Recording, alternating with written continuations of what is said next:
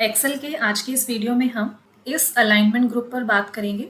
इस alignment group में सबसे पहले आप देखेंगे आपको यहाँ पर अलाइनमेंट्स दिए हुए हैं, तो इसको यूज़ करने से पहले हम यहाँ पर जो है इस डेटा को सेलेक्ट करते हैं। अब जैसे हमें यहाँ पर दिया है सबसे पहले टॉप अलाइन, जैसे आप इस पर क्लिक करेंगे जो भी आपका सेलेक्टेड डेटा होगा वो टॉप अलाइन हो जाएगा। यहाँ से आप इसको मिडल अलाइन कर सकते हैं और इससे आप इसे बॉटम अलाइन कर सकते हैं। इसी तरीके से अगर आप अपने सेलेक्टेड डेटा को लेफ्ट अलाइन करना चाहते हैं तो आप इस पर क्लिक करेंगे तो ये लेफ्ट साइड में अलाइन हो जाएगा। यहाँ से आप सेंटर में अलाइन कर सकते हैं और इधर से आप राइट अलाइन कर सकते हैं। तो जैसे हम सेंटर अलाइन करते हैं, इसके बाद आप देखेंगे यहाँ पर आपको दिया है डिक्रीज इंडेंट और इंक्रीज इंडेंट। तो इसके लिए हम यहाँ पर सपोज इन वाली वैल्यूज़ को सेलेक्ट करते हैं। इसका मतलब ये है कि अगर आपको अपने अकॉर्डिंग सेलेक्टेड डेटा की पोजीशन चेंज करनी है, आप अपने अकॉर्डिंग उसका मार्जिन कम या ज़्यादा रखना चाहते हैं, तो आप इन इंडेंट को यूज़ कर सकते हैं। तो अब जैसे अगर हम यहाँ पर इंक्रीज इंडेंट पर क्लिक करते हैं तो आपका जो सेलेक्टेड डेटा है वो इस तरीके से आगे की तरफ मूव करेगा और जिस पोजीशन पर भी आपको इसको रखना है वहाँ पर आप इसे अपने हिसाब से सेट कर सकते हैं। अगर हम यहाँ से डिक्रीज इंडेंट करते हैं तो वो लेफ्ट साइड में मूव होगा।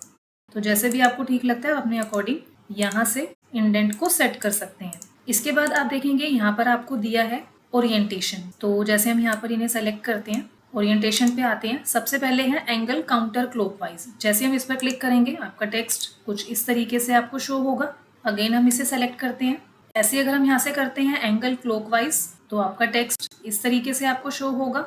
अगेन इन्हें सेलेक्ट करते हैं। फिर यहाँ पर नेक्स्ट है वर्टिकल टेक्स्ट। अगर आप वर्टिकल टेक्स्ट पे क्लिक करेंगे तो आपका टेक्स्ट इस तरीके से वर्टिकली आपको शो होगा। और अगर आप यहाँ से करते हैं रोटेट टेक्स्ट अप तो आपका टेक्स्ट इस तरीके से आपको शो करेगा। तो जैसा भी ओरिएंटेशन आप रखना चाहते हैं वैसा ओरिएंटेशन आप यहाँ से सेलेक्ट कर सकते हैं। तो फिलहाल अभी हम यहाँ पर कंट्रोल Z करते हैं अंडू के लिए।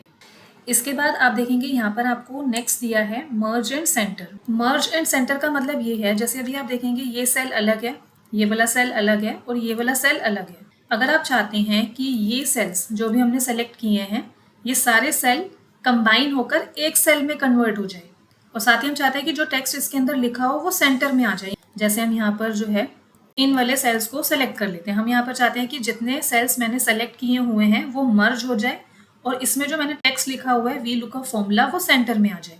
तो यहाँ से हम करेंगे मर्ज एंड सेंटर। तो जो सेलेक्टेड सेल्स हैं वो मर्ज हो गए, यानी कि वो सिंगल सेल में कन्वर्ट हो गए और जो हमने टेक्स्ट लिखा हुआ है वी लुकअप फॉर्मूला वो सेंटर में आ गया। इसके बाद आप देखेंगे नेक्स्ट यहाँ पर है मर्ज अक्रॉस।